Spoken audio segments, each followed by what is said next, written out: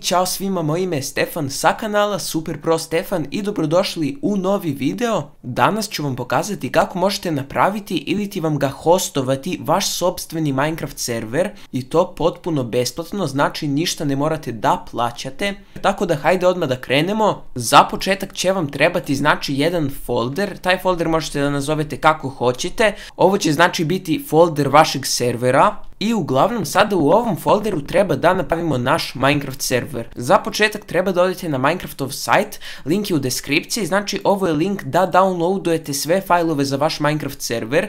Znači pravimo 1.15.2 Minecraft server, što je trenutno najnovija verzija. Tako da hajde samo da downloadujemo sa ovog linka, evo ga ovdje dole. I prebacit ćemo ovaj fajl u naš folder. Kada ste prebacili ovaj fajl u vaš folder, treba da napravite novi tekst dokument koji možete nazovete samo run ili start, kako god želite. Znači preko ovog tekst dokumenta mi treba pokrenemo ovaj naš server i da učitamo fajlove. A kako to da uradite? Znači vratite se nazad na Minecraftov sajt i kopirate ovaj ovdje red. Ovo ovdje je u stvari komanda koja će da pokrene naš Minecraft server, tako da hajde nju samo da pastujemo ovdje kao što vidite. Sljedeće što treba da uradite jeste da podesite na koliko rama želite da radi vaš server. Na što više memorije vaš server radi, to znači da će na vašem serveru moći da igra više igrača i moći ćete da dodajete više pluginova, moći ćete da imate veći svet i manje će sve da laguje. Na primjer, ukoliko vaš kompjuter ima 8 GB rama, ne bih vam preporučio da idete preko 4 ili preko 6 GB, pošto ipak treba da ostane dosta memorije i da bi radio vaš kompjuter. Ja ću stavim nekih 2 GB rama, 2 GB to vam je 2048 MB. Također na ekranu ću da vam ostavim koliko igrača može da igra sa koliko gigabajta rama, znači ovo treba bude ime fajla koji se nalazi u ovom folderu. Meni se u ovom folderu ovaj fajl zove samo server.jar, što znači da i ovdje to moramo da prepravimo, što znači da treba piše samo server.jar. Sada nam još ostaje ovo da sačuvamo, znači idemo save as i nećemo da ga sačuvamo kao text document, nego ćemo da ga sačuvamo kao .bat file. Tip fajla ćemo da stavimo all files, što znači da ćemo ovo automatski da pretvorimo u bat file. I znači samo kliknite save. A ovaj stari fajl možemo da obrišemo. I sada samo znači dupli klik na ovaj fajl i sada malo sačekate i vaš server će da se pokrene i da učita neke fajlove. Sljedeće što želite da uradite jeste da otvorite ovaj eula.txt fajl i gdje piše eula jednako to želite da stavite na true. I samo idete save. I sada, ukoliko opet pokrenete server, vidjet ćete kako će da se učita još fajlova. I evo ga, znači naš server se upalio, ali mi ćemo da ga zaustavimo, znači samo kucate komandu stop. Sada znači možete da otvorite ovaj fajl koji se zove server.properties. Tu možete da vidite sve podatke o vašem serveru. Tu znači možete podešavati maksimalan broj igrača, na primjer tu stavimo da bude 1000 igrača.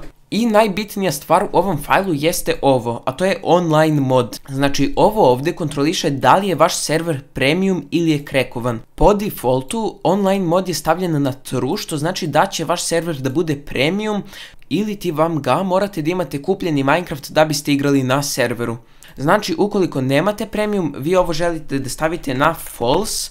A ako želite da server bude premium, samo stavite na true. Znači samo idemo save i to je to.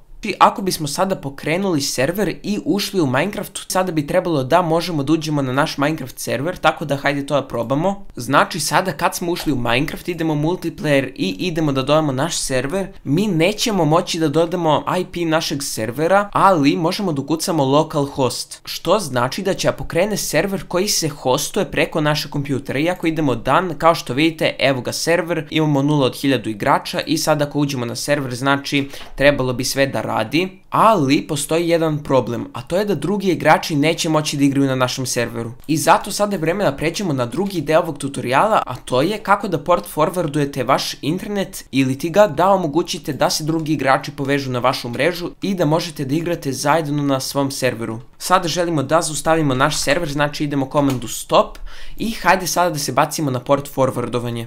Potrebno je da uđete na vaš pretraživač i da ukucate sljedeće 192.168 1.0.1 i ovo će otvoriti sajt vašeg interneta. Znači kad uđete ovdje verovatno će vam tražiti da se ulogujete, a ukoliko ništa ovdje niste menjali, šifra će verovatno biti admin ili uopšte neće biti šifre. Također od izgleda ovog sajta sve će zavisiti od vašeg provajdera, znači koji internet koristite, da li koristite MTS, SBB, Exenet ili šta god. Ali na bilo kom sajtu kom se ulogujete trebalo bi sve da bude jedno te isto, tako da hajde da krenemo. Znači treba da odete u podešavanja, za mene je to Advanced i tu ćete vidjeti da piše Port Forwarding. Znači šta ovdje treba da ukucate jeste vaš internal IP i vaš port. Znači samo dole u searchu ukucate cmd ili ti vam ga command prompt i otvorit će se znači ovo. Sada šta je potrebno ovdje da ukucate jeste ipconfig.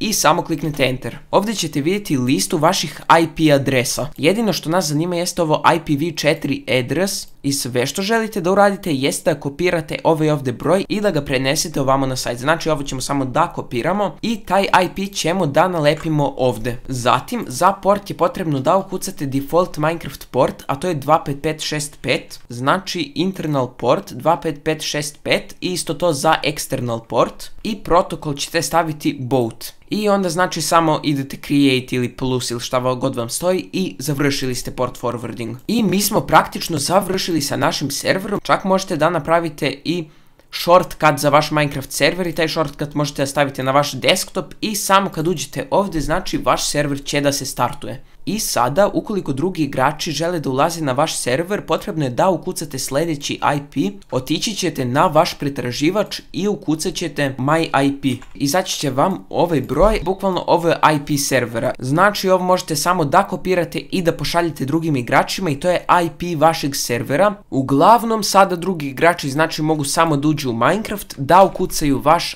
IP i kada kliknu done vidjet ćete da će sve da im radi. I sada ako bih hteo da uđem na server vidjet ćete da će da se učita i kao što vidite ja sam na serveru. Uglavnom ako vam se ovaj tutorial svideo slobodno stavite like i subscribe, a mi se vidimo u nekom sljedećem videu. Pozdrav!